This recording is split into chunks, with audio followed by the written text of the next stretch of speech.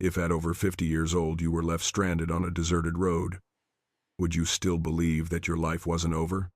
That's the question. Eliza Monroe, a widow from the East Coast, never imagined she'd have to face. She left her hometown carrying a few letters and the faint hope of a letter marriage, a last chance at not growing old alone. But instead of a new home, Eliza woke up on a deserted road in Clearwater Hollow, Nebraska, dried blood on her forehead, her luggage gone, and the sky darkening. No one knew she was there. No one was waiting for her. And in that moment, Eliza realized something painful. If she died here, perhaps the world wouldn't even stop to mourn. But fate is not yet sealed. A man, Jonathan Pierce, an old cowboy living quietly on the frontier, stopped his horse. He didn't ask who she was. He didn't ask why she was lying there. He said just one simple sentence, enough to change the rest of the lives of two strangers. As long as she's still breathing, I won't leave her here. If it were you, would you trust a stranger? Would you dare to stay when you've spent your whole life accustomed to leaving? This story isn't about miracles. It's about choice, the choice to stand still, the choice not to turn away, and the choice to live kindly even when life has hurt you.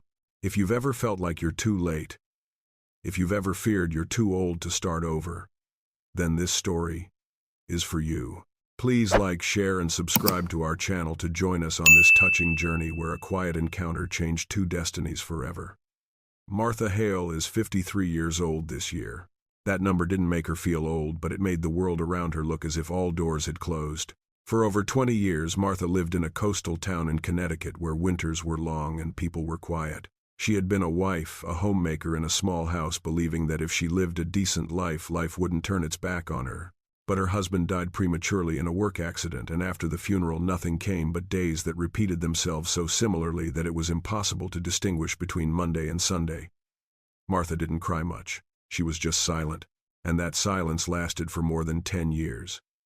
The decision to leave the East Coast didn't come in a dramatic moment. It came on a very ordinary evening when Martha sat alone at the dining table facing the empty chair she was so familiar with that it no longer hurt. She reread old letters, neat handwriting, measured language unadorned. The man in Montana hadn't promised happiness. He had simply written, "Here there is land, wind, and room for a woman who isn't afraid to work." For Martha, that was enough. She understood perfectly well that she was no longer searching for love like she did in her 20s. What she was looking for was a place to continue living without having to apologize for her age, for her quiet existence. Montana, in her imagination, was a land for latecomers. A place where no one asks how much you've missed, only whether you have the strength to keep going. Dry Hollow Crossing was a pass Martha had never heard of until the day the carriage rolled through it. It was a narrow strip of land, a mix of rock and sand, the wind blowing diagonally down from the mountainside as if carrying the chill of an unreleased winter.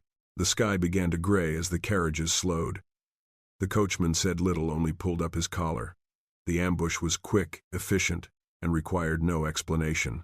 Martha only managed to recognize the unfamiliar sound of horse hooves before a violent jolt sent her head slamming against the side of the carriage. When she regained consciousness, the world had shifted. Her handbag was gone. The letters which she had carried as proof that her decision wasn't a madness were also gone. Blood trickled down her temple, but the pain was nothing compared to the emptiness spreading through her chest. They didn't kill her. Perhaps because she didn't resist. Perhaps because she was too much like a shadow to bother with. Martha was left alone on the side of the dirt road as the sun was setting on the horizon. There were no houses, no human voices, only dry grass pebbles and a sky so vast that one felt smaller than fear itself. She lay there for a long time. No pleading. No crying. And then a thought came to me slowly but more clearly than anything else. If I die here, no one will know. It wasn't that she wasn't pitiable. Rather, it was that she had lived too long without leaving a mark on anyone's life. At 53, Martha Hale understood a bitter truth. The most terrifying thing wasn't death, but the complete absence of witnesses. That moment was not merely the tragedy of a misguided journey. It was the starting point for the entire story, where a woman is forced to confront the truth that she placed the last shred of her life's trust in a fragile promise, not out of naivety, but because there was no one else left to pass. Trust. The border region isn't cruel in a loud, boisterous way. It simply and quietly exposes people to their true selves. As darkness began to fall over Dry Hollow Crossing, Martha's thoughts shifted from Montana or the man who had written the letter. She considered something simpler. Would anyone pass by this road tomorrow, and if so, would they stop or continue on, as people often do when faced with something too late to intervene? It was in that stillness between life that had not yet faded and hope that had not yet formed that fate began to shift, even though Martha was completely unaware of it. And from this point, the story is no longer just about survival, but begins to ask a deeper question. Does a person who has been forgotten by life still deserve another chance? Clara Benton awoke in a semi-conscious state, as if her body were too exhausted to distinguish between dream and reality. Beneath her lay the cold, hard ground strewn with sharp, small stones. The air smelled of dry grass and mountain dust. On her forehead, dried blood had formed a dark, taut mark that tightened with every slight movement. But Clara didn't touch the wound. She simply lay, still listening. There was no sound of horse-drawn carriages. No human voices.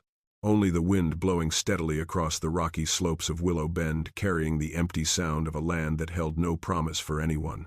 In that moment, Clara realized a simple but chilling truth. If she closed her eyes and never opened them again, the world would go on. No one knew her name. No one would ask why she was there. No one would wait for her to return. That thought didn't come as a sudden shock. It came slowly, heavily, like how age creeps into a person's life, not loudly but undeniably. Clara Benton was 54 years old. At that age, people usually no longer fear death in the way young people do. What made her tremble wasn't the end, but the feeling that she had lived too long for things that never truly belonged to her. When she was young, Clara believed that if she was patient enough, kind enough, and considerate enough, life would eventually give her the place she deserved. Her first marriage was the clearest proof of that belief. A husband who wasn't cruel, just indifferent. A home without violence, just lacking presence. Clara lived there for 20 years so quietly that she herself forgot she once had her own desires. She cooked for hungry people. She woke up according to other people's schedules. She remained silent to maintain peace. And when that marriage fell apart one tearless afternoon, Clara wasn't angry. She was just tired. The journey westward to Nebraska Territory was not an escape. At least that's what Clara told herself. She called it a late start, a last chance not to die in the familiar room where everything knew what she would do next. But lying in Willow Bend, Clara understood something she had dared not confront for years. This was not simply an accident. This was the price of once again placing her hope in the promise of someone who had never seen the look in her eyes when she was weary. The wind blew harder. The western sky darkened, signaling that night would soon fall. Clara closed her eyes, not to sleep but to look back. She saw herself at 30, standing by the sink, hands in cold water, telling herself, everything will be all right. She saw herself at 40, sitting in church, listening to people talk about the sacrifice of a virtuous wife as a virtue. And then she saw herself in the present, a woman who had strayed too far from familiar surroundings but hadn't yet gone deep enough to truly find herself. A question arose with no immediate answer. Am I too old to start over? That's a question whose weight young people rarely understand. For those who have lived more than half their lives, starting over is no longer an excitement but a gamble. No one wants to bet their final years on something that could fall apart again. What followed immediately was a quieter, more painful regret. I should have started living for myself sooner. It's not about living selfishly. It's not about turning your back on responsibility. It's about living without excluding yourself from every decision. Clara realized that she had never truly chosen. She had only agreed, and that agreement, lasting for decades, had made her a stranger to herself. Tears came, but not violently. They seeped into the earth as if this barren land had become accustomed to receiving things that no one else could hold on to. Clara opened her eyes. She no longer thought about whether someone would come to rescue her. Instead, she thought about what she would do differently if she survived. It wasn't a grand vow, just a very human thought. She will no longer apologize for needing to stay. She will no longer believe that silence is the only way to maintain peace. And if she has to start over, albeit late this time, she wants to know what she is living for. That moment of awakening didn't resemble a miracle. It didn't dispel the pain, it didn't make the wounds disappear. But it did something more important. It made Clara want to open her eyes again, to take another breath, to wait, and see what would come next. In the distance there was a very faint sound. It was unclear whether it was the wind changing direction or the footsteps of a living creature. Clara didn't know. But for the first time since she had regained consciousness, she felt she was still in this life, even if only on its edge. And it is at that very edge, when a woman is neither delusional nor despairing, that fate begins to have a chance to touch her in a different way, not with promises, but with presence. Because sometimes before someone else sees you, you need to look at yourself first. Clara Benton awoke in a semi-conscious state, as if her body were too exhausted to distinguish between dream and reality. Beneath her lay the cold, hard ground strewn with sharp, small stones. The air smelled of dry grass and mountain dust. On her forehead, dried blood had formed a dark, taut mark that tightened with every slight movement. But Clara didn't touch the wound. She simply lay still, listening. There was no sound of horse-drawn carriages, no human voices. Only the wind blowing steadily across the rocky slopes of Willow Bend, carrying the empty sound of a land that held no promise for anyone. In that moment, Clara realized a simple but chilling truth. If she closed her eyes and never opened them again, the world would go on. No one knew her name. No one would ask why she was there. No one would wait for her to return. That thought didn't come as a sudden shock. It came slowly, heavily, like how age creeps into a person's life, not loudly but undeniably. Clara Benton was 54 years old. At that age, people usually no longer fear death in the way young people do. What made her tremble wasn't the end, but the feeling that she had lived too long for things that never truly belonged to her. When she was young, Clara believed that if she was patient enough, kind enough, and considerate enough, life would eventually give her the place she deserved. Her first marriage was the clearest proof of that belief. A husband who wasn't cruel, just indifferent. A home without violence, just lacking presence.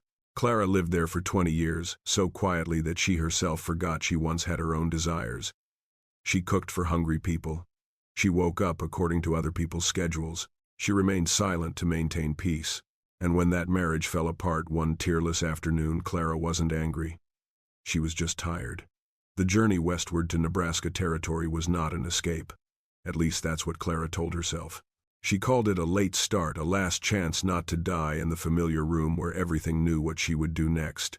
But lying in Willow Bend, Clara understood something she had dared not confront for years. This was not simply an accident. This was the price of once again placing her hope in the promise of someone who had never seen the look in her eyes when she was weary. The wind blew harder. The western sky darkened, signaling that night would soon fall. Clara closed her eyes, not to sleep but to look back. She saw herself at 30, standing by the sink, hands in cold water, telling herself, everything will be all right. She saw herself at 40, sitting in church, listening to people talk about the sacrifice of a virtuous wife as a virtue. And then she saw herself in the present, a woman who had strayed too far from familiar surroundings but hadn't yet gone deep enough to truly find herself. A question arose with no immediate answer. Am I too old to start over? That's a question whose weight young people rarely understand. For those who have lived more than half their lives, starting over is no longer an excitement but a gamble. No one wants to bet their final years on something that could fall apart again. What followed immediately was a quieter, more painful regret. I should have started living for myself sooner. It's not about living selfishly. It's not about turning your back on responsibility. It's about living without excluding yourself from every decision. Clara realized that she had never truly chosen. She had only agreed, and that agreement, lasting for decades, had made her a stranger to herself. Tears came, but not violently. They seeped into the earth as if this barren land had become accustomed to receiving things that no one else could hold on to. Clara opened her eyes. She no longer thought about whether someone would come to rescue her. Instead, she thought about what she would do differently if she survived. It wasn't a grand vow, just a very human thought. She will no longer apologize for needing to stay. She will no longer believe that silence is the only way to maintain peace. And if she has to start over, albeit late this time, she wants to know what she is living for. That moment of awakening didn't resemble a miracle. It didn't dispel the pain, it didn't make the wounds disappear. But it did something more important. It made Clara want to open her eyes again, to take another breath, to wait, and see what would come next. In the distance there was a very faint sound. It was unclear whether it was the wind changing direction or the footsteps of a living creature. Clara didn't know. But for the first time since she had regained consciousness, she felt she was still in this life, even if only on its edge. And it is at that very edge, when a woman is neither delusional nor despairing, that fate begins to have a chance to touch her in a different way, not with promises but with presence. Because sometimes before someone else sees you, you need to look at yourself first. The town of Ash Creek emerged in the late morning when the mist had not yet completely lifted from the low wooden roofs, and the dirt road still bore the tracks of the previous night's cart. Ruth Caldwell sat in the wooden chair in front of the doctor's office, her hands in her lap, her back unconsciously straight, the posture of someone accustomed to maintaining her neatness even when no one was looking. Jonah Reed stood a few steps away, leaning against a porch post. He didn't look at Ruth for too long. He understood that there were moments when proper presence meant non-intrusion. Ash Creek isn't a place to start over. It's a place to stop, patch things up, and then move on. But for Ruth, this small town held a promise, not from the land or the houses, but from the letters that had taken her so far that she could never turn back. The man's name in the letter is Edgar Whitlow. Ruth had read those letters hundreds of times, not because they were particularly good, but because they were just kind enough. Edgar didn't write passionate words. He only spoke of life in the West, of a small house needing a woman's touch, of quiet evenings, and the appreciation for a woman past her prime. To Ruth, those words were like a chair pulled out at just the right moment, not flashy but inviting. The truth comes quietly. It came about through a casual conversation between the doctor and the bank clerk, while Ruth was sitting in the waiting room pretending to read an old newspaper. Jonah didn't pay attention until he heard the name mentioned, Edgar Whitlow, not in a neutral tone but with the hesitation of someone who knows they're talking about something that shouldn't be said aloud. "He's run away," the secretary whispered. "The bank's money. And the money from those women from the East. No further details needed. No confirmation required." Ruth lifted her head. Her eyes showed no panic. Just a profound silence, as if a part of her had been pulled from a place it shouldn't have been in from the beginning. The doctor looked at her, then paused. He didn't ask any questions. He just said one sentence softly but directly. "Do you know, Mr. Edgar?" Ruth nodded. A very slight nod. There was no shattering sound. No immediate tears. The truth didn't strike Ruth like a storm. It enveloped her like a fine dust, silent but seeping into every crevice. The letters, the promises, just enough to be believable. The money she sent, not much but enough to cover her savings after a lifetime of careful living. Everything suddenly became clear in an unquestionable way. Edgar Whitlow had never seen Ruth. He didn't need to know what her voice sounded like or what her eyes looked like. What he was looking for wasn't her heart, but the carefully wrapped loneliness of older women. Women who were accustomed to not demanding too much and therefore easily believed in what was just right. Jonah walked closer. He didn't ask Ruth if she was all right. That question was usually pointless in moments like these. He just stood there close enough so she wouldn't feel alone. Ruth said after a long pause, "It's not about the money." Her voice didn't tremble. It was dry, like parched earth. "I knew it might be wrong, but I thought, at least I knew I had faith." That was a real blow. It wasn't about being deceived. It was about blaming herself for believing at an age when one usually prides herself on being experienced enough to no longer be naive. Ruth didn't see herself as stupid. She saw herself as weak, and for those who have lived their whole lives to uphold their dignity, that feeling is more painful than any material loss. Life in Ash Creek went on as usual. People passed by, exchanging greetings, unaware that in a small corner of town, a woman had just had to rewrite the entire story she had been telling herself for years. Jonah offered no comfort. He didn't say, "She's not to blame." He understood that such words only work before someone has had a chance to condemn themselves. Instead, he said something else, very Jonah Reed. He didn't take away what she didn't have. Ruth looked at him. "He didn't take away her kindness," Jonah continued. "He just proved that there are people willing to exploit it." That statement didn't immediately ease Ruth's burden, but it refocused. This was no longer proof that she had been wrong in her way of life. It was simply proof that the world isn't always fair to good people. Ruth sat there for a while longer. She didn't cry, not because she was stronger, but because tears wouldn't solve anything at this point. What she needed was time, not to forget, but to understand how she would go on living after a belief had crumbled. That afternoon, as Jonah led Ruth away from Ash Creek, the town seemed smaller than when they arrived. Not because they had seen every road, but because an illusion had shattered and places that had once held hope were now merely locations on a map. Ruth said nothing more. But in that silence there was a subtle shift. She no longer clung to the image of Edgar Whitlow as a last chance. Instead, she began to look directly at reality. Not gently, but truthfully. And the truth, however harsh, has its own value. It forces people to rely on what remains in the end themselves. Because sometimes the most painful thing isn't being betrayed by others, but learning to forgive yourself for having ever hoped. Lone Mesa Farm is located nearly a day's horse ride northwest of Ash Creek, where the land begins to rise and the wind blows drier. It's not fertile land. The grass is sparse. There's more rock than soil.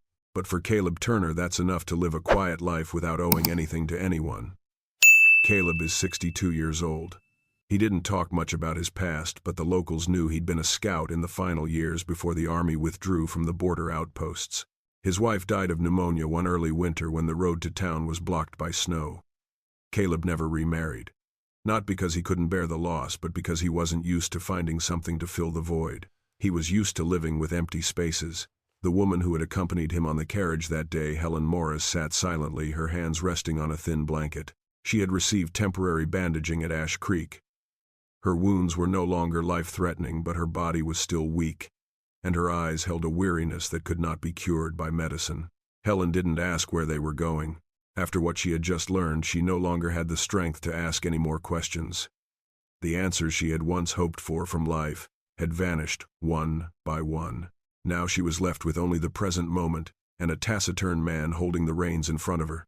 Caleb spoke up as the horse slowed down before a bend in the road. "I have a wooden house in Lone Mesa. That's all. Not an invitation. Not a formal offer. Just information delivered at the right moment, as if he were talking about the weather or the road ahead." Helen was silent for a moment longer, then asked very softly, "What do you want from me?" The question wasn't meant to be defensive. It reflected the habit of someone who had lived their whole life in exchange. "What can I do to deserve to stay?" Caleb didn't answer immediately. He let his horse go a few more steps before speaking. "Nothing is needed." Then he added, his voice still even, "That place is safe. And I don't like turning my back on people who need shelter." There is no mention of pity. There is no mention of help. There is no suggestion that this is a debt to be repaid. It is simply a principle of life stated as a self-evident truth. Helen turned to look at him. Her gaze was searching not for emotion but for certainty. At 55, one is no longer easily swayed by sweet words. But she recognized something very different in Caleb. He wasn't trying to convince her. And that's what makes this offer credible. Lone Mesa Farm was nothing like the places described in letters or rumors. A low log cabin, a rough-hewn roof, a compacted earthyard, a small stable, and an old fence. No flowers in front. No sign of preparation for guests. But there was a fire in the hearth. There was clean water. There was order. Caleb helped Helen out of the car, his movements slow and careful to maintain a distance so she wouldn't feel like a burden. He set her bags down on a chair near the kitchen counter and said, "You rest. I'll boil some water. Don't ask if she's hungry. Don't ask how long she wants to stay." Those questions, in Caleb's view, should only be asked when the person is well enough to answer without feeling like they're begging. Helen sat down. For the first time in days, she didn't have to decide her next move herself. Not because someone else was deciding for her, but because someone was willing to hold her place while she stood still. That evening passed in silence.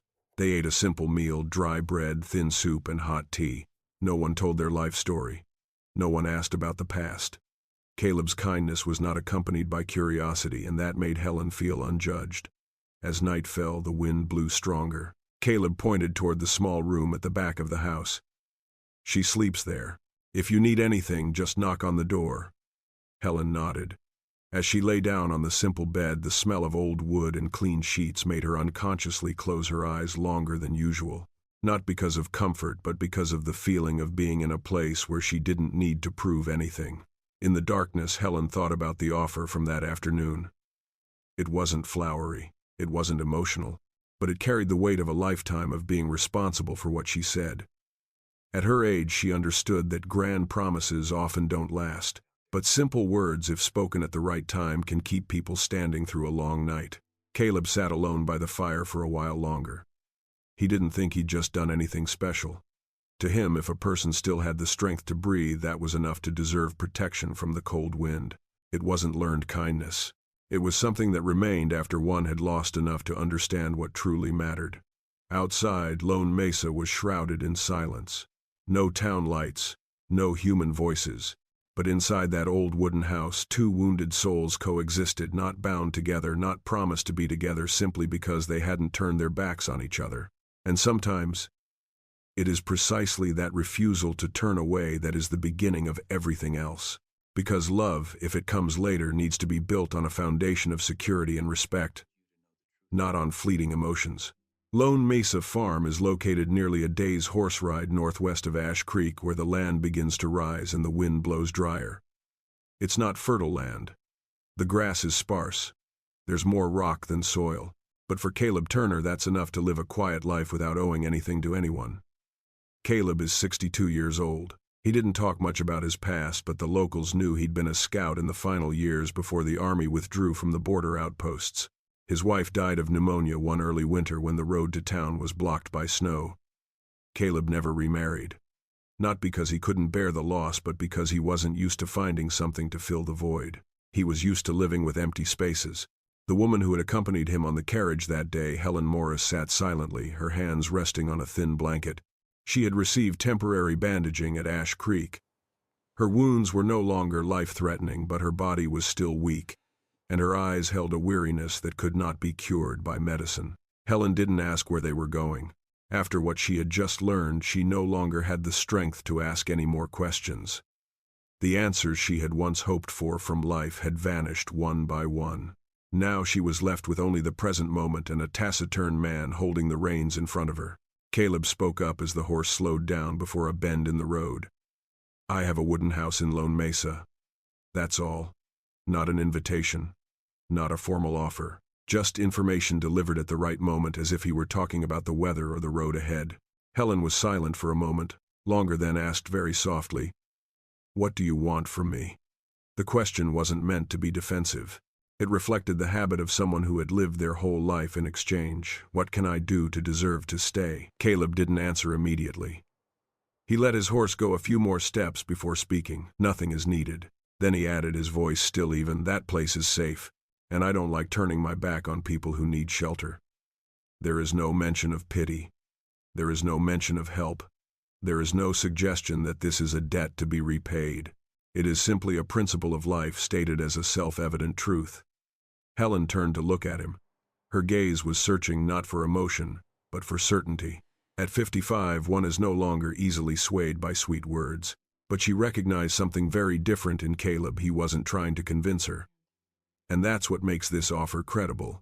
Lone Mesa Farm was nothing like the places described in letters or rumors.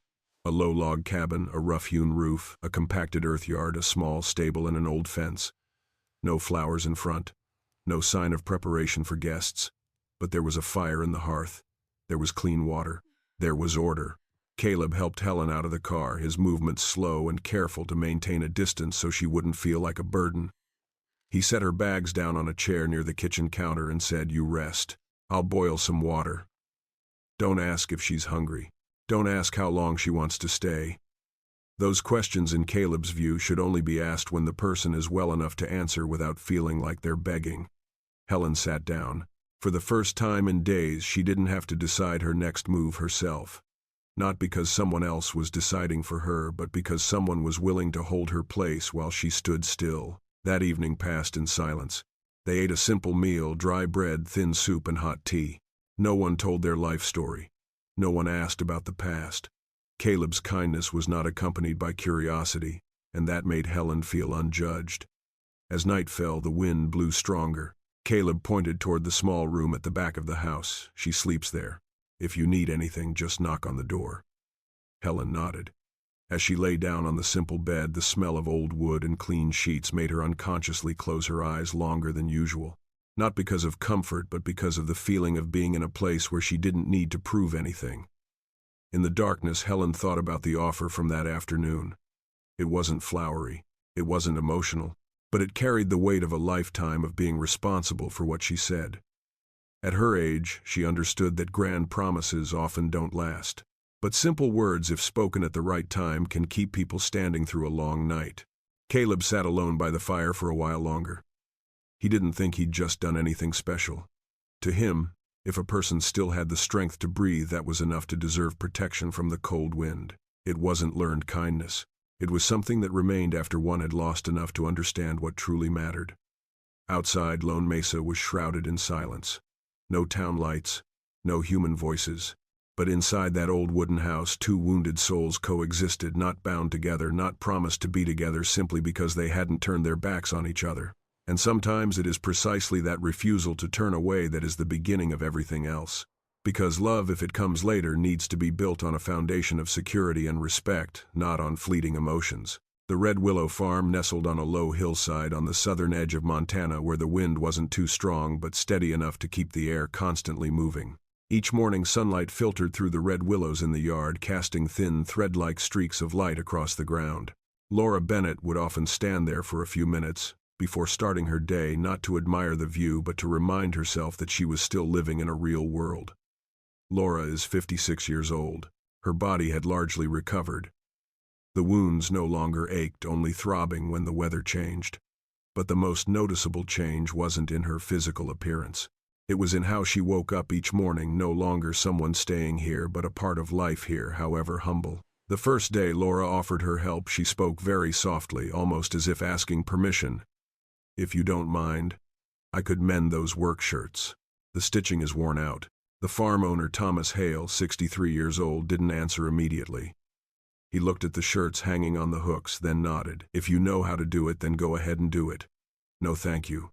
No praise. But no refusal either." And it was that calmness that made Laura feel relieved.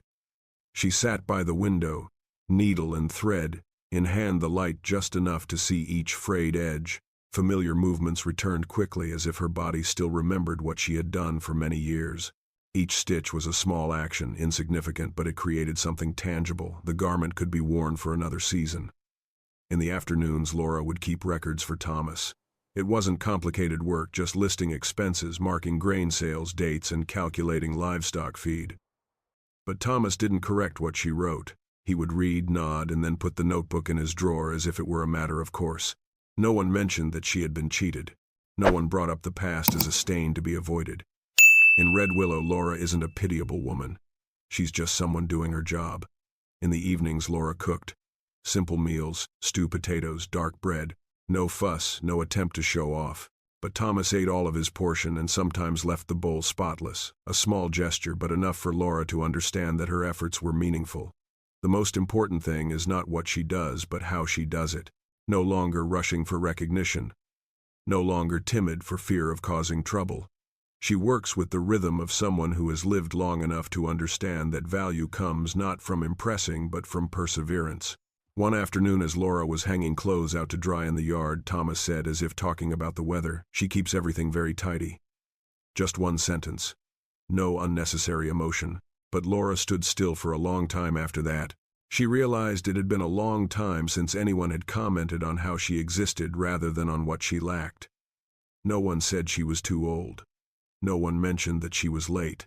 Here, her age wasn't the issue to explain. As the days went by, Laura gradually stopped thinking of herself as someone who had been saved. She began to see herself as someone who was contributing, however small, and that restored something that medicine couldn't touch: her self-esteem. One evening, Laura sat alone in the kitchen, the oil lamp casting her shadow on the wall. She suddenly thought of the years gone by, wrong decisions, misplaced trusts. But this time the memories didn't drag her down. They simply stood there as part of the story, no longer having the power to define who she was now. Laura realized something that many people only realize when they're halfway through their lives. You don't lose your value just because you're no longer young. Value doesn't lie in whether you start early or late. It lies in what you choose to do with your hands when you have the chance to get back on your feet. Thomas didn't talk about the future. Laura didn't ask either. They lived together in the present, where each day was measured by accomplishments, not by promises. But it was in this simple repetition that a new foundation was being formed, the foundation of mutual respect. One morning, when Laura brought the ledgers out onto the porch for Thomas to see, he said, "You can stay here for as long as you like, as long as you feel you have a place. Not an invitation, not an obligation, just an acknowledgement." Laura nodded. No strong emotions welled up inside her. Only a profound sense of peace. She was no longer an outsider in her own life. Because sometimes emotional recovery doesn't come from comforting words, but from being needed quietly, kindly, and for the long term. Red Willow Farm was entering late autumn. The wind became gentler, no longer carrying the dry, harsh scent of summer, but instead a subtle coolness that signaled the days getting shorter. Evenings came earlier, and the periods of silence lengthened. Laura Bennett noticed the change first, not through the weather but through their dinners. Before they ate quickly, spoke little, each pursuing their own pace. Now they sat longer.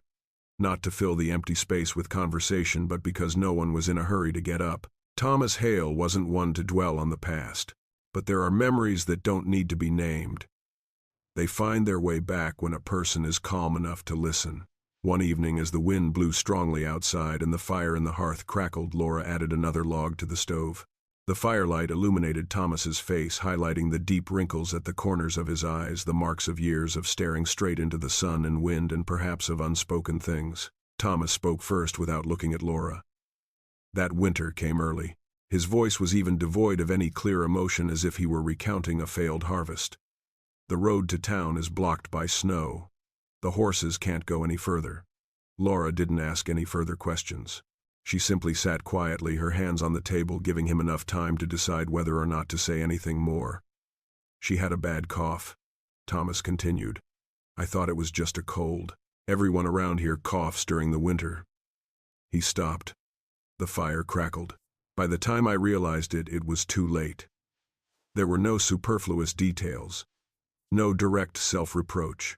But Laura heard something familiar in that brevity, a man who had lived for years with the question, what if, without ever finding the answer.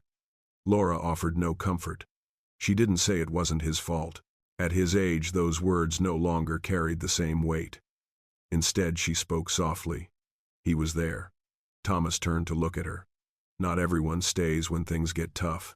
Laura continued, her voice slow. Some people leave sooner to avoid witnessing it. Thomas didn't answer, but he nodded very slightly, as if something within him had just been put back in its place, not to forget but to avoid further self-condemnation. A few days later, it was Laura's turn to speak. They were sitting on the porch mending fishing nets, a task that required little thought, just steady hands. The wind blew through the red willow trees, carrying the rustling of leaves like the whispers of seasons gone by. I used to think that silence was the best way to keep things peaceful, Laura said, her eyes still fixed on the needle. If I didn't voice my needs, no one would find me bothersome. Thomas listened. He didn't interrupt. He didn't nod constantly. He just listened. I lived like that for so long, Laura continued, to the point where when something happened, I didn't know how to speak up. She paused, taking a soft breath. No one forced me to be silent, but I've never learned how to speak either. Thomas laid the net down. Here, he said, after a moment, you don't have to be silent to be allowed to stay. The statement wasn't meant as a promise. It was simply an affirmation of the present. But for Laura, that was enough. Their bond didn't come from long conversations. It was formed through small moments, Thomas leaving the larger piece of bread for Laura without saying a word. Laura adding a line to her notebook when she saw Thomas had forgotten, both standing together watching the first rain of the season without comment. No one is trying to heal the other person. Laura didn't try to soothe Thomas's trauma. She knew there were wounds that didn't need to be touched every day. Thomas didn't pressure Laura to become stronger either. He understood that strength at this age wasn't about enduring more, but about daring to live true to one's feelings, even if it was late. One evening, Thomas said very softly, as if talking to himself, I don't think I have room for anyone else in my life. Laura didn't argue. She simply replied, I didn't come here to take anyone's place. The silence that followed wasn't heavy. It was like a pause between breaths, necessary and sufficient. They are two people who have lived through most of their lives. Each carries irreparable losses. But precisely because of this, they don't seek perfection in each other. They simply need someone who understands that some days are when we live our best lives without having to pretend to be okay. Gradually, Red Willow ceased to be just a shelter. It became a shared space for two lives that had once been separate. Not because they merged into one, but because they accepted coexistence with all its imperfections. Because sometimes the deepest love doesn't come from someone saving us from pain, but from them sitting down beside us and saying, I understand. Cottonwood Bend Farm, nestled beside a shallow stretch of river where ancient cotton trees stood silently through generations of people coming and going. Autumn was halfway through. Mornings were misty, afternoons were bathed in low-lying sunlight, and evenings brought a chill enough to call for more firewood in the hearth. Evelyn Parker noticed the change in herself, one very ordinary morning. She was standing by the riverbank washing some old towels when suddenly her thoughts drifted to the east, to the narrow house with its familiar walls, to the old rhythm of life, where everything was predetermined. The thought came, then stopped. It no longer brought with it the agonizing longing it once did. No longer the feeling that she had to return. For the first time, Evelyn thought, maybe I don't need to go back there again. That thought didn't make her happy. It only made her feel at ease. Evelyn was 57 years old. At this age, it's no longer easy to believe in big beginnings, but one begins to appreciate small changes, enough to warm a day, enough to make the night feel less long. Cottonwood Bend Farm also changed in a way that's hard to put into words.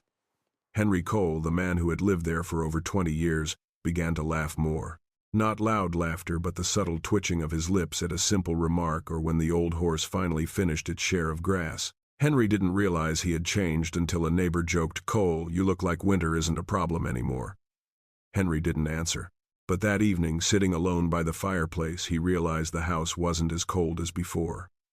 Not because the fire was burning brighter, but because someone was waiting for him to have dinner. Evelyn didn't talk about the future.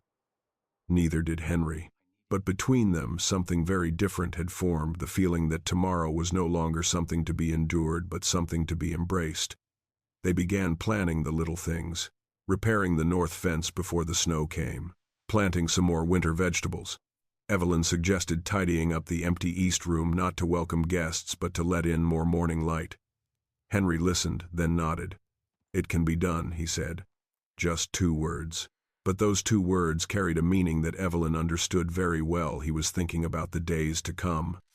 Evenings in Cottonwood Bend seemed longer, not because time slowed, but because no one was in a hurry to end.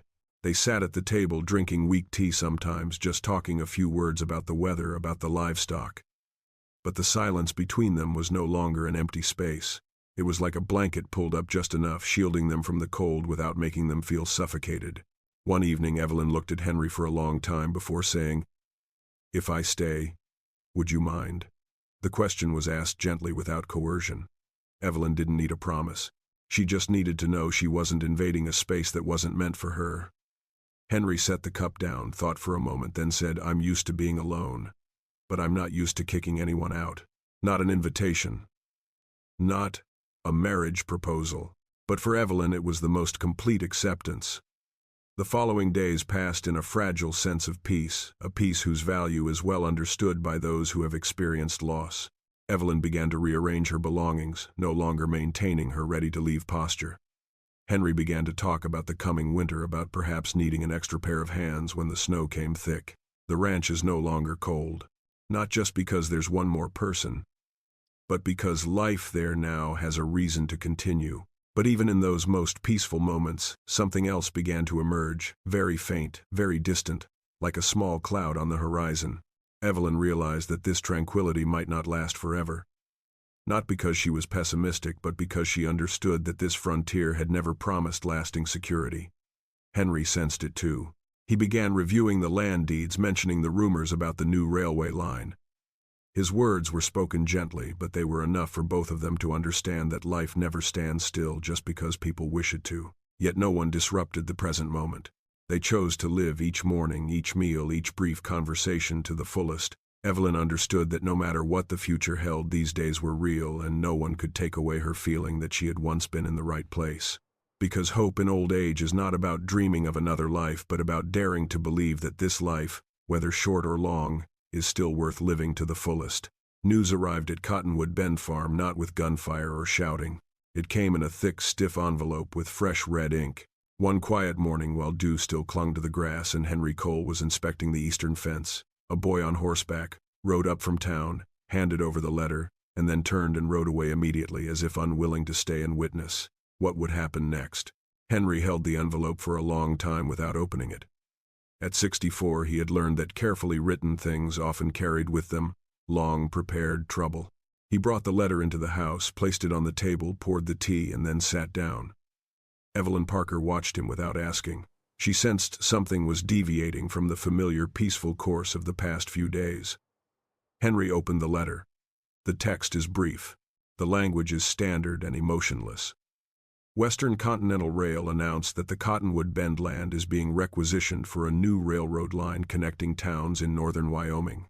According to records, the land use rights were legally transferred nearly a year ago. Henry read that passage twice. "The transfer," he said softly. "I never signed it." Evelyn stepped closer. She didn't look at Henry immediately, but at the paper as if to confirm that the outside world was indeed knocking on this house's door. They took the papers down to town that day. The land registry office was at the end of the main street, a low brick building with tall windows. The secretary, a young man, flipped through the files, searched, and then stopped at a stack of papers. "Here," he said. "Your signature." Henry looked. It was a signature that looked like his, very similar, but it wasn't his. The name of the intermediary is clearly visible in the corner of the page, Walter Finch. Evelyn felt her heart sink. The name wasn't unfamiliar. It had appeared in old stories and shady deals she'd overheard back in the East. Walter Finch wasn't the inventor of the scam, but he knew exactly how to exploit the trust of solitary busy people, or those accustomed to going unnoticed. The past, which we thought was behind us, is standing right in the middle of this room. Henry didn't get angry. That worried Evelyn more. He just stood very straight, his hands on the table like an old soldier listening to a report of defeat. "How much time do we have?" he asked. 30 days, the secretary replied. "After that, the land will be handed over." 30 days. Not enough to sue. Not enough to raise the money. Not enough to start over at this age. On the way back, they didn't talk much. The wheels rolled smoothly on the dirt road. The wind blew across the meadows, which had turned a pale yellow. Cottonwood Bend appeared in the distance, still the same, still quiet, but suddenly it took on the feeling of a place about to be taken away. That evening, Henry spread the papers out on the table. Evelyn made tea, her hands trembling slightly. She wasn't afraid of losing her house in the way young people are. She was afraid of losing the place she had just dared to call staying. "I should have been more careful," Henry said. "I signed some warehouse rental papers, I guess, at the time." He didn't finish his sentence.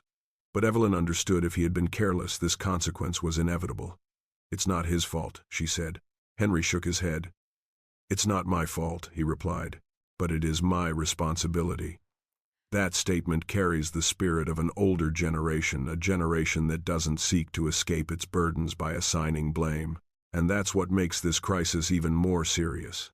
There's no specific enemy to hate, only a system moving forward without looking back. The following days dragged on heavily. Neighbors stopped by, shaking their heads sympathetically. Some advised Henry to sell soon to get a better price. Others said that's just how things are. No one was wrong. But no one could help.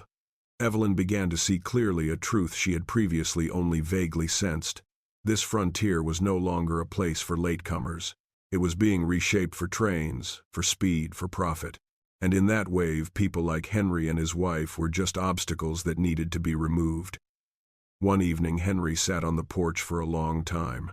Evelyn brought out his coat and placed it over his shoulders. "I used to think," Henry said, "that if I lived quietly without competing, the world would leave me alone." He smiled faintly, not bitterly, just wearily. "It turns out that's not the case." Evelyn sat down beside him. She didn't say that everything would be all right. At this age, those words sounded like lies. Instead, she said, "No matter what happens, we won't go back to where we started." Henry turned to look at her. "Are you sure?" he asked. Evelyn nodded, without hesitation. "There are places where if I were to leave again," she said slowly, "I wouldn't have the strength to start over." At that moment, the crisis was no longer just about land. It became a moral test. What would they choose when what they had just built was threatened by the past and the present? Henry understood that he could sell, leave, and live out the rest of his life somewhere cheaper and smaller. But he also understood that if he did so, he would lose the most precious thing. He had just rediscovered the meaning of staying for someone else, not just for himself. Because some battles aren't measured by victory or defeat, but by what we can hold on to when forced to make a choice. Silver Creek Farm was shrouded in a pale gray afternoon. There was no rain, no strong wind, just a lower than usual sky, as if the entire land were bowing down to listen to a decision that had just been announced. Jacob Whitman stood in the stable, his hand resting on the worn wooden door. He was 65 years old, and in his life he had sold many things. Livestock during harsh winters, tools when money ran out, even small plots of land he had thought he would keep for the rest of his life. But never had selling something felt so heavy to him as it did now. The decision to sell Silver Creek was made that morning, no meetings, no debates, just a short statement, as Jacob always did with things he didn't want to drag on. "We can't keep it." Mary Caldwell heard the remark while folding clothes in her room. She stopped but didn't turn around. At 58, Mary was accustomed to receiving bad news with silence first, not because she resigned herself to it, but because she understood that there were moments when an initial reaction only made things worse. Jacob entered the room shortly afterwards. He didn't look around. He just stood by the door like a guest preparing to say goodbye.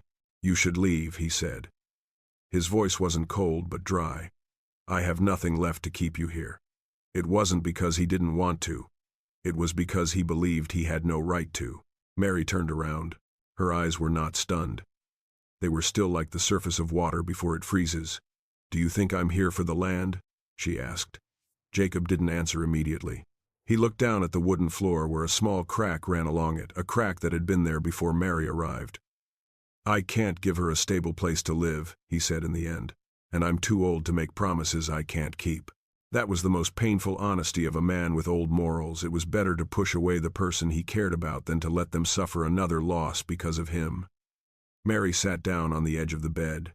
She looked at her hands that had been through countless cleanings, countless new beginnings in places where they didn't belong. Old memories flooded back, not loudly but persistently hurried. Journeys, makeshift lodgings, departures without a chance to look back. Running away, Mary had done that all her life. Not because she was a coward, but because she never believed she had the right to stay when things got tough. Jacob turned his back as if wanting to end the conversation before it went any further. "I'll arrange a ride for her down to town," he said. "She'll be better there." Mary rose very slowly. She took a few steps around the room, then stopped behind him. "Do you know," she said, her voice low but clear, "that the hardest thing isn't losing a place to live?" Jacob didn't come back. "The hardest thing," Mary continued, "is when people get so used to being left behind that they start leaving on their own before anyone even says anything. No tears. No need for tears. This moment is not for sorrow, but for the ultimate truth." Mary understood that if she left now, she would live the rest of her life the same way, safe, quiet, detached. No one would blame her. But she also understood that if she continued like that, she would never know what it felt like to stay when there was no security. Jacob was silent for a long time. "I can't keep her here," he repeated, but this time his voice was different, lower, more weary. "I have nothing to give." Mary walked up and stood opposite him. "I don't need you to give me anything," she said. "I just need you not to push me away in my place." The words fell into the room like a heavy weight. Jacob looked up. In his eyes, for the first time, there was bewilderment, not fear of losing Mary, but fear of doing the most familiar thing, sacrificing himself by leaving. Mary returned to her chair and sat down. "If I leave Silver Creek," she said slowly, "this time it won't be because I'm being fired. It will be because I choose to." She looked up at Jacob. "And I haven't chosen yet." At that moment, both of them stood at the bottom of the story, where there were no easy escapes, no promises of salvation. Only two very human choices remained: continue living the old routine, leave so as not to bother anyone, or stay even though there's no guarantee other than each other's presence. Jacob turned to face the window. Outside, Silver Creek was still there, old, about to be sold, but not gone. He realized that there are things that, if sold, are simply lost as possessions. But there are things that, if let go of, you'll never find again. Because sometimes the lowest point in life isn't when you lose everything, but when you have to decide whether you dare to stay when you have nothing left to hold on to. Morning in Silver Creek arrives in a soft, not dazzling but clear light. Low-lying clouds obscure the sun, casting a gentle gray hue over the valley, the color of days that are no longer harsh but also don't promise anything easy. Mary Caldwell woke up earlier than usual. She sat on the edge of her bed for a long time, not because her body was tired, but because her mind needed more time to process the decision she had made the night before. There are things that, if not said at the right time, will remain silent forever. She stepped out onto the porch. Jacob Whitman was reining in his old horse. The movement was familiar, slow, as if he were trying to make this morning look like any other, even though he knew deep down that things had reached a point of no return. Mary stood a few steps away from him. She didn't call him by his name right away. At 58, Mary understood that important words shouldn't be spoken when one is still running away from work. Jacob turned around when he heard footsteps. "I've called a car," he said first. "They'll be here this afternoon. There's no need to specify what kind of car." "They both understand." Mary nodded. Then she spoke in a low but not trembling voice. "I'm not going." The words didn't ring out as a challenge. They lingered in the air like a wooden stake driven into the ground, quiet but firm. Jacob looked at her. He didn't seem surprised. Perhaps he had vaguely guessed this, but when it was said his heart still sank. "You don't understand," he replied. "I couldn't keep Silver Creek. I had nothing to." Mary took another step, interrupting him not with a raised voice but with her presence. "I don't need you to hold a place for me," she said. "I just need you not to make decisions for me." Jacob remained silent. "I've been leaving my whole life," Mary continued. "Leaving when things get tough. Leaving so as not to bother anyone. Leaving before anyone can tell me I should go." She looked straight at him. "This time I'm staying." Jacob turned his face away. His hand tightened its grip on the reins. "I don't want her to suffer another loss because of me," he said, his voice hoarser. "I can't bear it if this ends, like the previous times." Mary took a slow breath. "What are you afraid of?" she asked. Jacob chuckled softly, a smile that wasn't happy. "I'm afraid of losing another person." The confession wasn't loud. It didn't have the air of a dramatic climax, but it was real enough to change the atmosphere. This wasn't the fear of a young man heartbroken. This was the fear of someone who had buried their loved one, who had lived for years with an unnamed void. Mary did not rush to answer. She let the words settle like the earth needing time to absorb water. "You don't have to save me," she said, then very slowly. "I don't need you to do that. I just need you to stand by my side." Jacob turned to look at her. "Stand next to it," Mary repeated. "Not in front, not behind. Just next to it." It wasn't a marriage proposal, not a vow of eternal love. It was a very human offer, a belated equality. Jacob felt something break inside him, not painfully, but gently. For years he had been accustomed to the role of the scapegoat, the one responsible, the one who had to make decisions to prevent others from being hurt. He had never learned how to make others stay for him, not out of obligation but out of choice. "If she stays," he said, "I can't promise that everything will be all right." Mary nodded. "I don't need that either," she replied. "I just need to know that this time I'm not here alone." They stood there in the pale gray morning, not touching, not embracing. No further action was needed. Because at this age, love doesn't need to be proven by grand gestures. It needs to be affirmed by spoken truth. Jacob released the reins. The horse stood still, as if it understood that no one was going anywhere at this time. "Stay," he said softly. Not a command, not a plea to stay, just an acceptance. Mary exhaled a long sigh, as if she had just set down a suitcase she had carried her whole life. In that moment, Silver Creek was no longer a piece of land about to be sold. It became a place where two people chose to stand, not out of certainty but out of courage. Because love in old age isn't about promising that everything will be all right, but about daring to say, no matter what happens, I'll still be here. Spring arrives in Clearwater Hollow, not with fanfare. It comes with subtle signs, the ice melting slowly by the streams, the earth softer underfoot, and the scent of fresh grass mingled with the smell of damp wood in the air. No one in the valley celebrates its arrival. People simply open their windows earlier in the day, believing that a new cycle is beginning, though there is no guarantee. Jonathan Pierce stood in front of the log cabin on a morning like this. He was 66 years old, his hair more gray than the previous year, but his back was still straight as he walked. Beside him, Eliza Monroe buttoned her husband's coat, a slow, familiar movement that needed no prompting. They got married on a calm afternoon. No church, no wedding dress, no large guests, just a few familiar neighbors, an old pastor, and sunlight streaming through the window. The vows were spoken briefly, not promising a lifetime together, only a promise to stay as long as possible. At this age, people don't need to prove their love with rituals. They prove it by planning their remaining days together. Clearwater Hollow no longer belonged to them as it once did. A portion of the land had been sold not out of desire but out of necessity. Jonathan signed the papers, his hand steady, not trembling. Eliza sat beside him, not stopping him. They both understood that holding on to everything wasn't always the way to win. Sometimes letting go was the only way to continue living without becoming exhausted. The money from selling the land wasn't much, but it was enough for them to do what they both felt was right. Eliza opened a small tailor shop at the beginning of the road leading into the valley. The shop wasn't large, just a single room with a wide window, a long wooden table, and a few neatly stacked rolls of fabric. No fancy sign. Only a hand-carved wooden plaque hanging on the wall. Sewing and repairing Eliza Pierce. In the early days, there weren't many customers. But Eliza wasn't in a hurry. She sewed slowly, each stitch even and precise, just as she had lived her whole life, careful, unpretentious. Then people started bringing old clothes to be mended. Torn work shirts. Wedding dresses needing adjustments. Some people sat waiting just to chat a little. Eliza is no longer the woman who was once left behind in life. At Clearwater Hollow, she is the one who makes things that continue to be used, and that is enough for her to feel that she has a place. Jonathan no longer runs the ranch as he used to. He doesn't have the strength and he doesn't need to.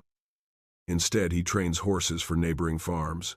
The work is irregular, but it suits someone who has spent his life understanding the temperaments of these unspeakable animals. Some mornings he would get up early, walk through the valley, reins in hand, the wind blowing his hat brim. He no longer felt like he was losing something. Instead, he felt like he was shifting roles from owner to giver. In the evening, they ate together. The meal was simple, not always abundant. But the table was no longer cold. Not because of the extra food, but because of the presence that never left. The problem hasn't disappeared. Money still needs to be carefully considered. Age still brings back aches and pains whenever the weather changes. Clearwater Hollow remains a forgotten place as the outside world moves faster. But Eliza and Jonathan are no longer alone. They didn't talk much about the future. They talked about repairing the roof before the rainy season. About the upcoming shipment of cloth. About the young horse needing more training.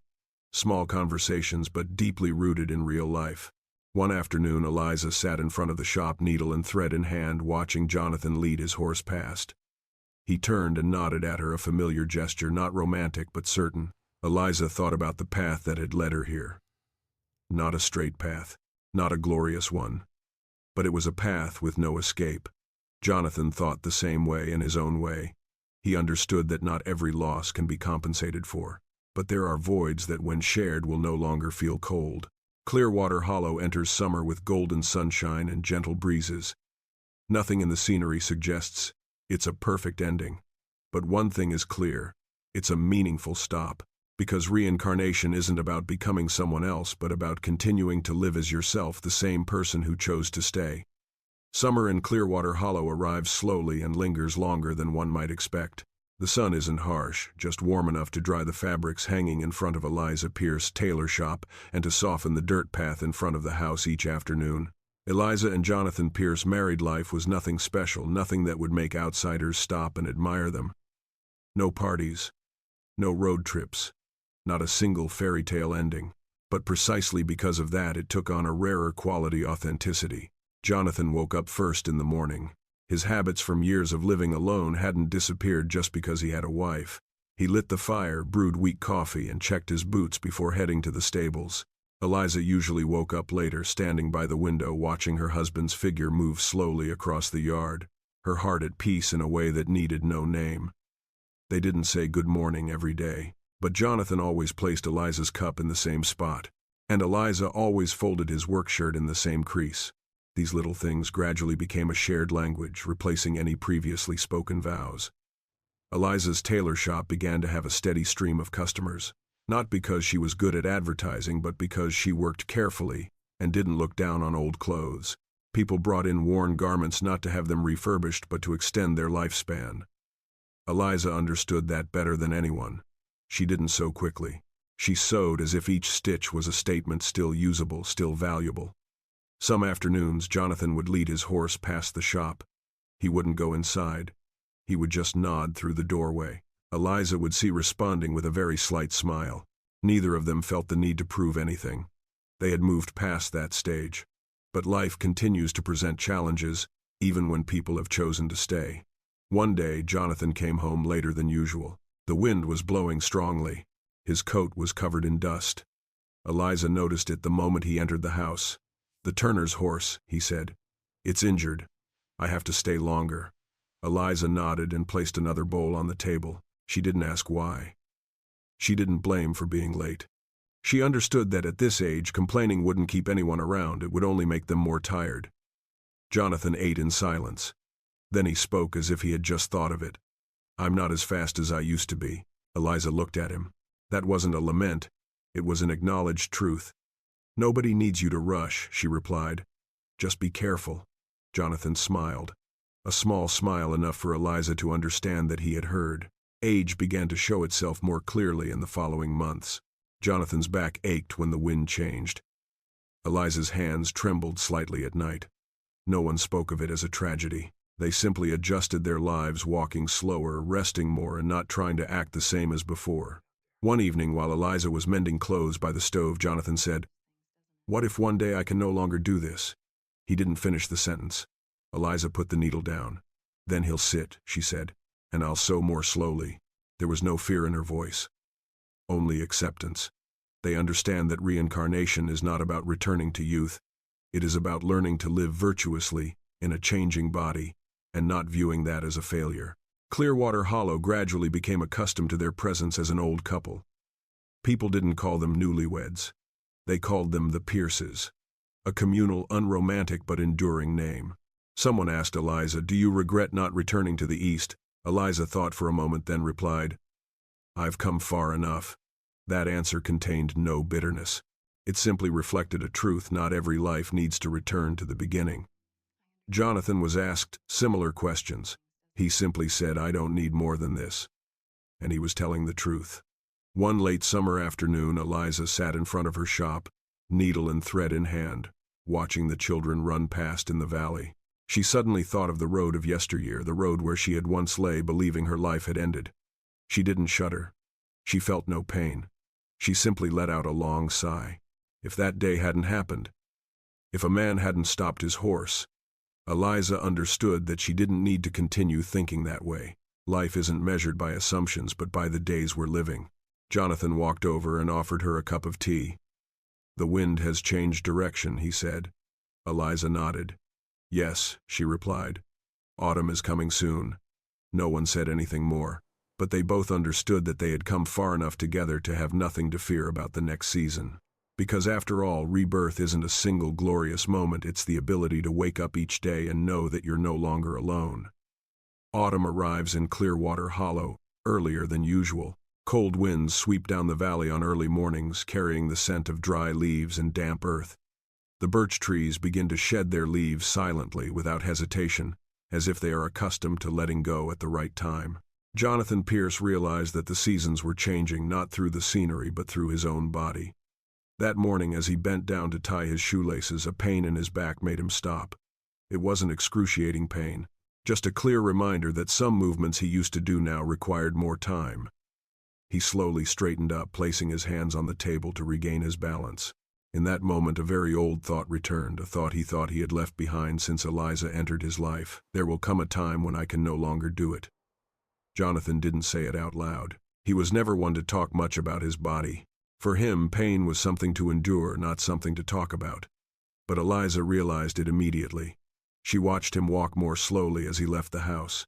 She watched him sit longer before getting up. And most importantly, she watched him start doing everything on his own, even things they used to do together. One afternoon, Eliza saw Jonathan struggling to carry a sack of grain from the storeroom into the barn by himself. The sack wasn't too heavy, but his steps were no longer steady. "Eliza," he said, when he saw her approaching, "let me do it." She paused. No argument, no dispute, but her gaze held him back. "We'll do it together," she replied. Jonathan clenched his fist. It was a very brief moment, but enough for Eliza to understand he was afraid. Don't be afraid of pain. Don't be afraid of getting old. Be afraid of becoming useless. That evening, as the fire in the kitchen died down, Jonathan sat silently for a long time. Eliza sewed a shirt beside him without speaking. She waited, as she had learned to wait from her years of living in silence.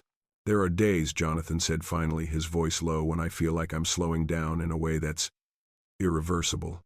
Eliza put the needle down. "He's not a machine," she said. "Slowing down doesn't mean he's no longer valuable." Jonathan didn't answer immediately. "I've lived my whole life with these hands," he continued. "If one day they can no longer do that, I'm afraid I won't know who I am."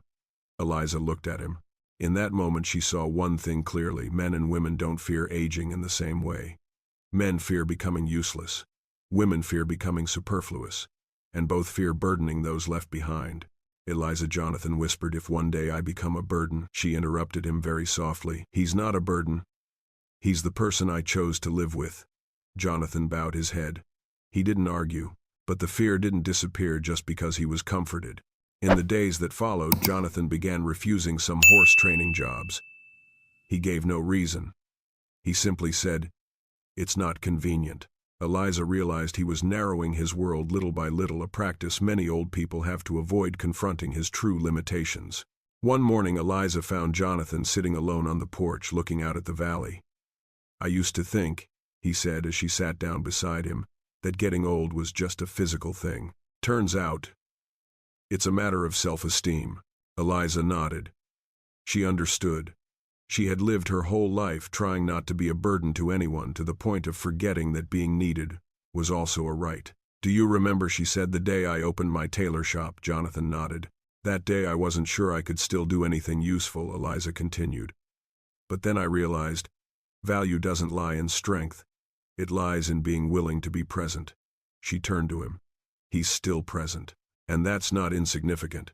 Jonathan was silent. The wind blew across the porch, rustling dry leaves underfoot. "I'm afraid," he said finally, "that one day I'll need your care more than I need yours."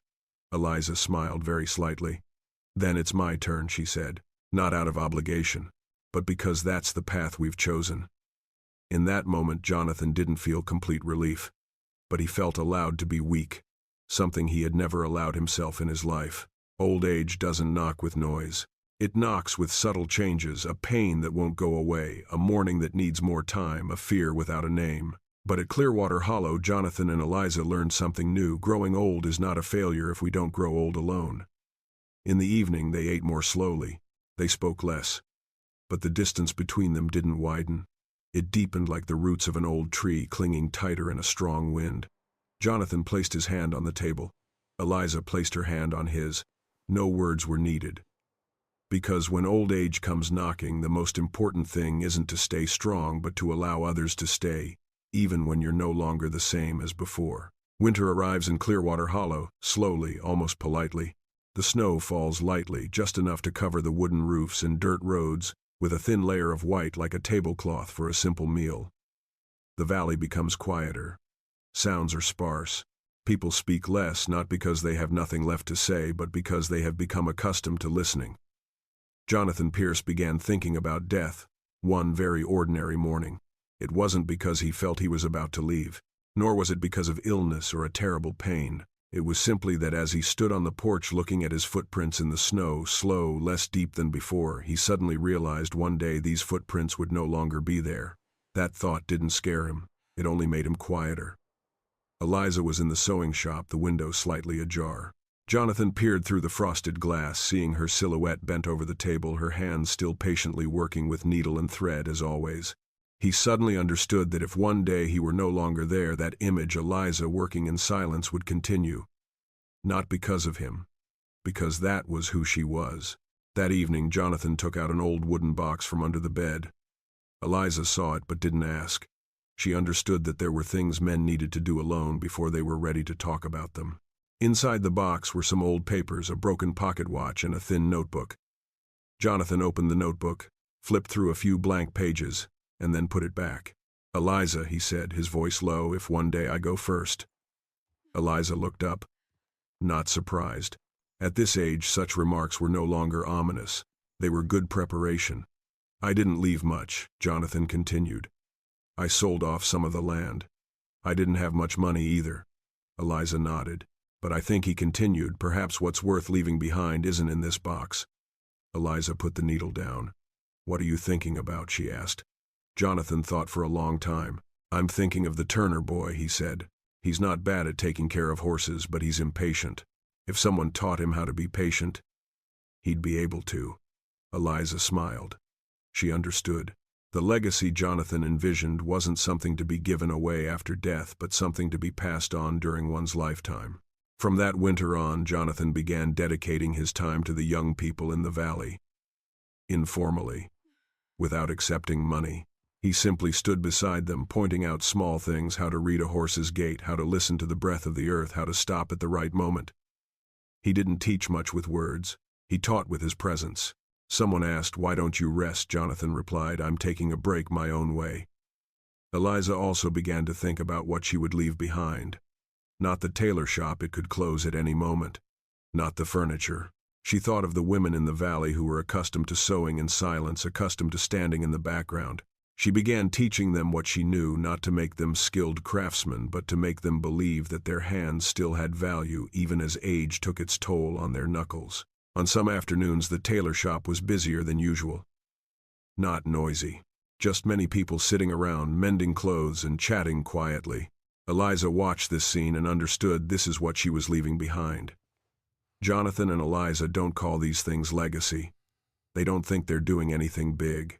They're just living true to what they believe is kindness and letting it spread naturally like water seeping into the soil. One late winter evening, Jonathan sat by the stove, rubbing his knee. "If one day I can no longer lead the horse," he said, "I still want to sit there." Eliza looked at him. "Where should we sit?" "I'm at the place where the kids work," he replied. "Just so they know I'm still there." Eliza nodded. "Then I'll sit next to you," she said. Neither of them spoke of death as an end. They spoke of it as something that would come, and there was no need to rush. Clearwater Hollow passed through winter peacefully. There were no major events, no separations. But there was a profound change. The valley was no longer just the place where Jonathan and Eliza lived. It became the place that carried the way they had lived. Jonathan is remembered not for how much land he owned, but for never turning his back on those who needed to learn to stand on their own 2 feet. Eliza is remembered not for how beautifully she sewed, but for never making anyone feel superfluous. One early spring morning, Eliza opened her shop earlier than usual. Jonathan stood on the porch watching the first rays of sunlight touch the valley. "What do you think?" Eliza asked. "If people mention me in the future, what will they say?" Jonathan pondered. "Perhaps," he replied, "they won't remember our names for long." Eliza smiled. "But they will remember how we treated them," he added. "And that's enough. Because the greatest legacy is not what we leave behind when we depart, but the people who live different lives because they have met us." Spring returns to Clearwater Hollow in its familiar tranquility. The snow melts, revealing dark patches of earth along the old road. Birds return to the birch trees. Everything unfolds as it did years ago, and that's what makes people understand that the world doesn't stop for anyone. Jonathan Pierce knew he was about to leave on a very ordinary morning. There was no intense pain, no frightening warning signs. He simply woke up, sat on the edge of the bed, and felt his body become unusually light, as if it no longer wanted to hold on to anything. Eliza stood in the doorway, watching him for a long time. "Would you like anything to eat?" she asked. Jonathan shook his head. "No need," he said. "Just sit with me for a while." They sat next to each other, not holding hands, not leaning on each other. At this age, closeness doesn't need formality. It lies in the fact that neither of them is in a hurry to leave. Jonathan looked around the wooden house. Everything was familiar: the old table, the window overlooking the valley, the scuff mark on the floor where the horse had slipped one winter long ago. He felt no regret, only a slow, peaceful serenity, like someone who had reached the end of their journey. "Eliza," he said, his voice very soft, "I think this is enough." Eliza nodded. She didn't cry. She didn't object. "Yes," she replied. "You've stayed long enough." That statement wasn't meant as a farewell. It was an acknowledgement that a person had lived their life to the fullest, without running away, without turning their back, without leaving any unspoken emotional debts. Jonathan closed his eyes for a moment, then opened them. "I have no regrets," he said, "because I didn't live alone." Eliza placed her hand on his very gently, as if making a promise that needed no words. People from the valley came to visit Jonathan that day. Not many, not noisy. They sat on the porch talking softly. Some just nodded. Some brought bread. No one asked when. Everyone understood. Jonathan spoke very little, but when a young person bowed to greet him, he smiled. The smile was weak, but enough for the person opposite to understand that they had been seen. In the afternoon, the sun slanted down into the valley. Jonathan slowed his breathing. "Eliza," he said one last time, "don't close the shop." Eliza nodded. "Don't withdraw because of me," he continued. "Let things move on." Eliza bent down, her forehead gently touching his. "I promise," she said. Jonathan passed away before sunset. No call, no struggle, just a sigh and then silence. Eliza sat beside him for a long time afterward. She didn't shake him. She didn't call out to him.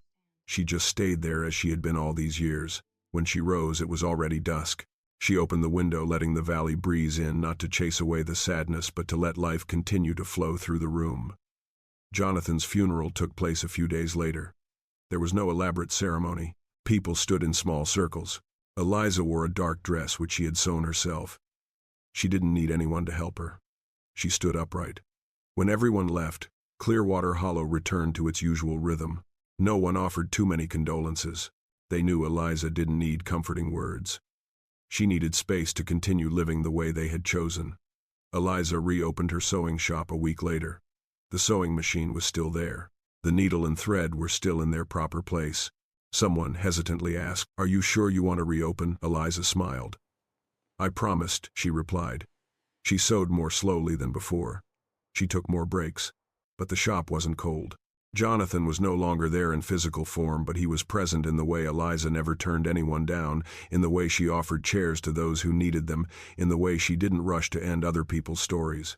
In the afternoons, Eliza would often sit on the porch gazing at the valley. There were times when she missed Jonathan intensely, but that longing didn't drag her down. It stood beside her like an old acquaintance. Clearwater Hollow doesn't have a statue for Jonathan Pierce. His name isn't inscribed on a large plaque, but he's remembered in other ways. He taught me patience. He didn't leave when I needed to learn. And Eliza understood that Jonathan had never left this place.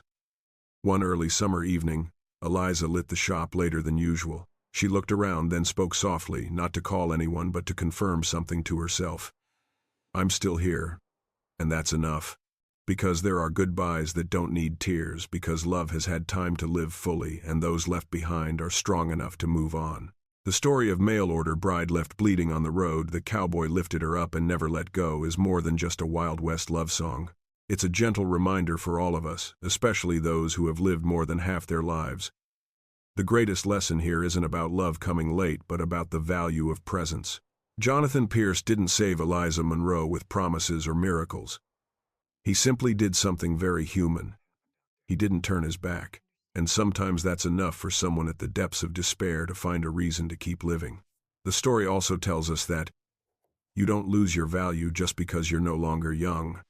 Eliza wasn't loved because she needed pity, but because she dared to stay, dared to live on with her dignity. Jonathan didn't love to fill a void, but to share the rest of his life with her, even if it wasn't perfect. In today's fast-paced world, we often fear taking on more responsibility, fear being hurt again. But this story reminds us that living kindly, living responsibly, and not abandoning one another, these remain the most enduring values. If you are at a stage in your life where life forces you to start over, if you are faced with the choice of staying or leaving, remember, courage is not the absence of fear, but not turning your back on what is right. Thank you for taking the time to listen to this story.